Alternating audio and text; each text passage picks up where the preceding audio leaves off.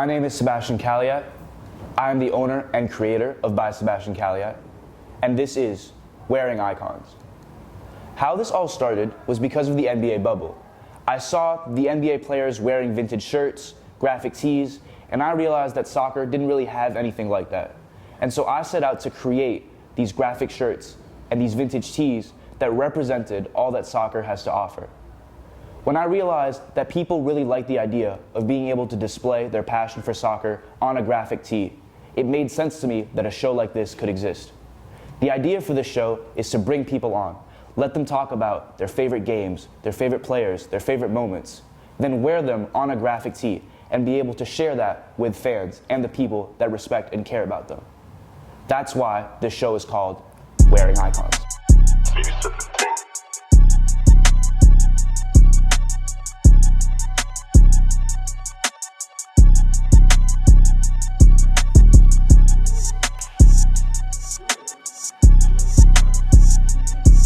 All right, Elisha, thank you so much for coming on to Wearing Icons. Yes, sir, of course. I really appreciate it. So this is a show where we bring on soccer creators, people from the soccer world, whether it's athletes, coaches, content creators. My first question to you is, what do you see yourself as in the soccer world? I see myself as a creator. I started making soccer videos really not even for the skits that people know me for now. You know, it started with a sit-down show, you know, on a couch, talking about really everything in the world of soccer, because I don't just care about, you know, the Premier League or La Liga or whatever. It's everything about the sport, period. You know, it's been such a big part of my life since the day I was born. And so, yeah, I was really adamant on just being able to have discussions with people, because in the space that I was in back then, I didn't really have people to constantly talk to or talk, you know, and interact with in that space. And so I wanted to just express my opinions to the world about soccer. Right. And then from this point on, from doing the sit-down show to then making different forms of content on social media, skits and things like that, and hosting interviews, and it's just been, you know, on from there. So I consider myself just someone who, first of all, a fan. You know, I'm a fan of the sport, I'm a fan of the game, and someone who just wants to use his creativity and his passion and energy for it to just create art and create content around the game. So, as a fan, I guess my question would be, growing up, what player, what moment, what game, what tournament, what piece of soccer history really means something to you, really is special to you? For me, it has to be R9. Yeah. The original Ronaldo, R9, hands down. The original. I don't tell people, and shout out to Cristiano, obviously. Okay. But Brazilian Ronaldo is it, bro. Like my middle name, my legal middle name is Ronaldo. Really? Legal middle name is Ronaldo. I'm not gonna show you my ID because I don't really like how it looks. But legal middle name is Ronaldo, and my father, you know, old school soccer fans, a lot of times they weren't fan of clubs, because at some point they weren't clubs, it was only international teams. Exactly. And so my dad was and still a big fan of Brazil.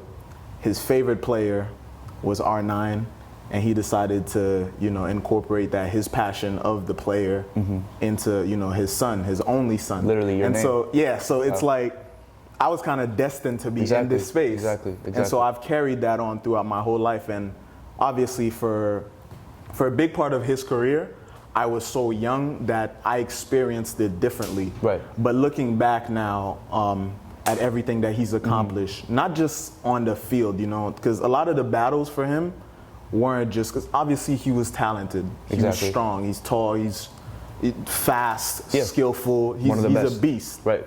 But, you know, going in 2001,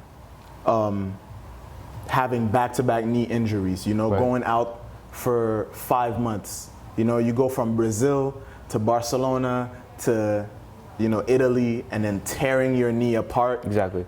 Being out for 5 months, coming back, on the first game back, tearing your knee again. Yeah.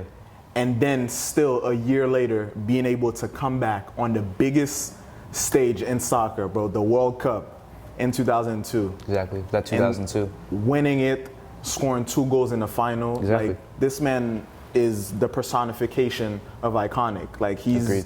it's like, you know, I can create content, I can make videos, and they do well on TikTok or YouTube, or Instagram, or whatever. But what happens when, you know, the numbers go down? What happens with, there's different aspects. So you would say, like, you see yourself in him, like, in his career, because you said that, like, you experienced him as a fan a little differently because you were so young. Yeah. Can you speak to, like, how the fact that you grew up and experienced him a little differently than the regular R9 fan has sort of made you appreciate him, I guess, as a content creator now, and I guess how that links, or is there a link? Yeah, the link is, you see him and you see your father looking at this person as like, this is like a superhero.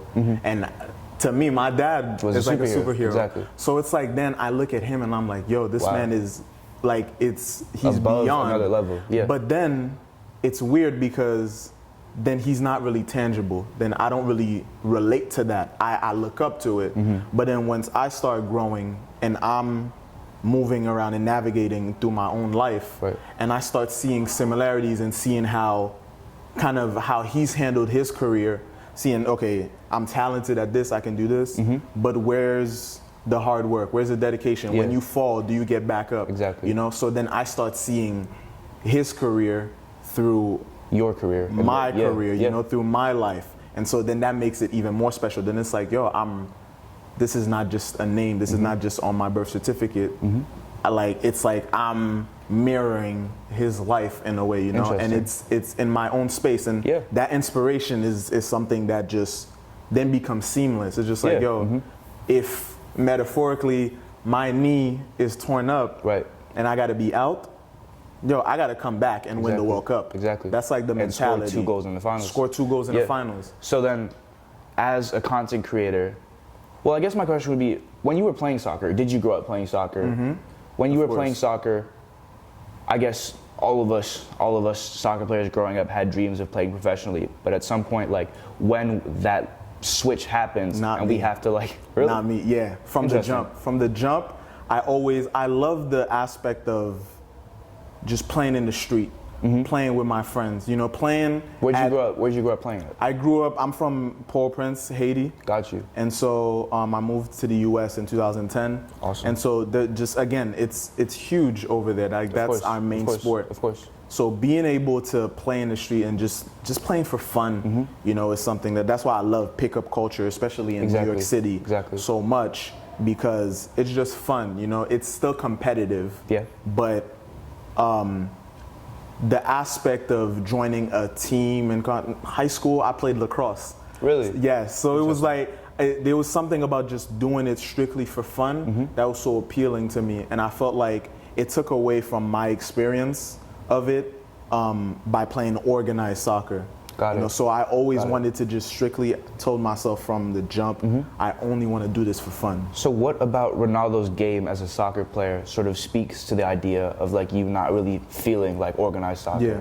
Is there, like, a connection between, like, your favorite player being a Brazilian, being a striker, and then you not really feeling like you fit into organized soccer? Yeah. That's the whole essence of, in a way, that's a part of the idea of Brazilian football overall, because it's so, like, it's an art form in itself. It's like, yo, the skills, the music, the swag that comes with it. It's like, yo, they're dancing. Like, this is fun. This is just enjoyable. And when you see him, when he's taking ankles on the field, it's like, yo, this man is enjoying what he's doing. Like, it doesn't feel like work. Even that, like, 2002 World Cup with like the haircut that was like half his head. The haircut, bro. Like, the haircut was horrible. It was horrible. We know it was bad. Yeah, it was. But it's just like, bro, I'm going into a World Cup where people are so stressed out. They are just, it's the ultimate stage. It's the ultimate stage. And he goes and he's like, bro, I'm gonna wear this ridiculous haircut because guess what? I'm the best. I'm the best, and I'm gonna score 2 goals in the final with a messed up knee. You know, so that's why he's an absolute icon. You know, he's won the Ballon d'Or. He's done so much for the game and inspired so many more people, and that's something that also I look at. You know, that once you have an audience and you have a voice, people are watching. You have a responsibility to not just be a persona or having to be a role model per se, but to be the best version of you and showcase that reality, showcase that truth. And so when you do that, that's, when people look at you, they see the real you, they see something that's truthful. And so they can choose which part of this person do I want to emulate, you know? That's interesting that you say that, because all of us know Ronaldo played for like 10 clubs. A lot of them were actual direct rivals. He played for Barca, Real, played for AC Milan, and Inter. When you talk about seeing the true version of someone, us as sports fans, or at least as soccer fans, would normally see that as something that's almost not allowed. You can't go from Real to Barca, you can't go from AC Milan to Inter. But do you think that him as a player and him as a person, there's a different meaning to that? And how do you see that, I guess? I think then that's where it goes from the game of football or soccer to the business.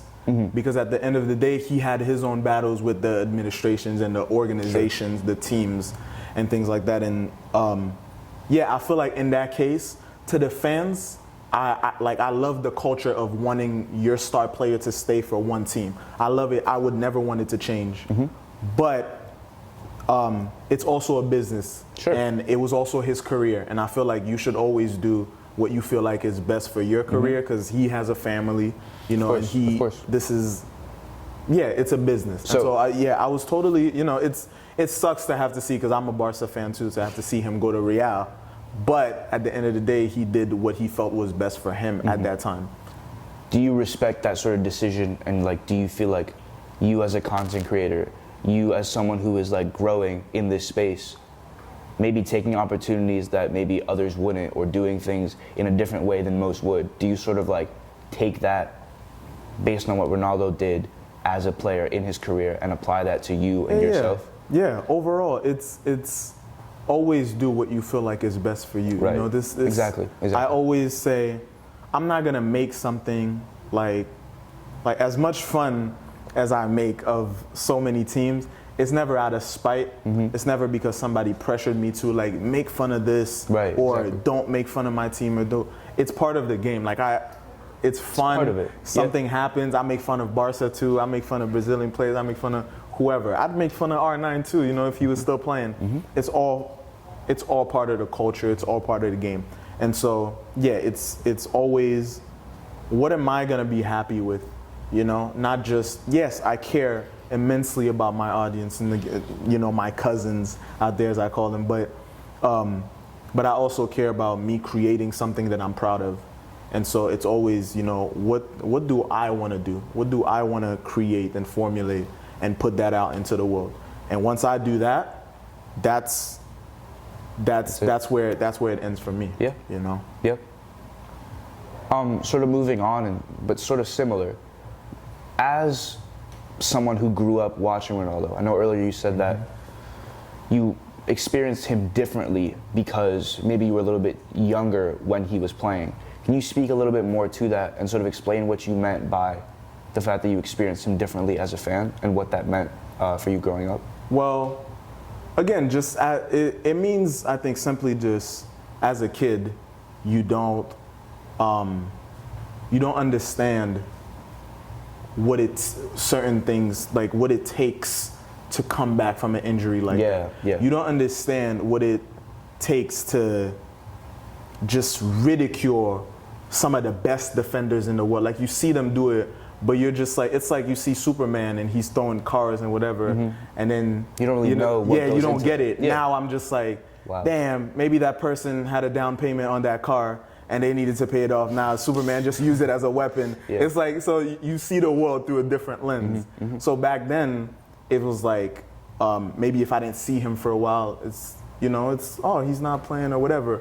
But now I'm just like, whoa, this man was out for nearly a year and then came back and did what he did. So I experienced it completely different because I didn't know really how much it takes to do what he did. Right. Yeah. So, in line with all of that, what would it mean to you to have all those moments, all those memories, all those clubs sort of memorialized and given to you on something that you could wear, something that you can give to other people, and something that's like created for you and from memories that mean a lot to Listen, you. man, that's what we hear. Yeah. That's what we hear, because you do what you do. And so, you know, I trust you to, of course, be able to encompass all of that and the energy and the greatness that he brings into something that I can wear. And so, yeah, I'm excited for it. Yeah. I'm excited to see, you know, what the end product is. And yeah, I know it's gonna be as iconic as he is. All right, time to show you this shirt. Let's do it. This is your very own one of one limited edition By Sebastian Caillat Ronaldo shirt. Oh, come on. Yes, sir. Come on. Now this is fire. This is fire. This is valid, bro. Oh, you did it. Yeah. All the details and everything, the golden, that's the golden boy. Yes, sir. The Yes, sir. fire in his eyes, the details.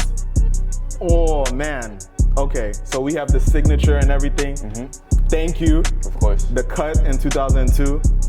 Young Ronaldo. Nah, this is nice. This is fire. This is fire.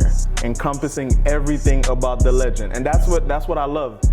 That's what I love so much about him. Everywhere he went, he made history somehow. In every single club and country, he was able to be an icon. Nah, that's amazing. That's amazing. I love it. All right, guys, that's the show.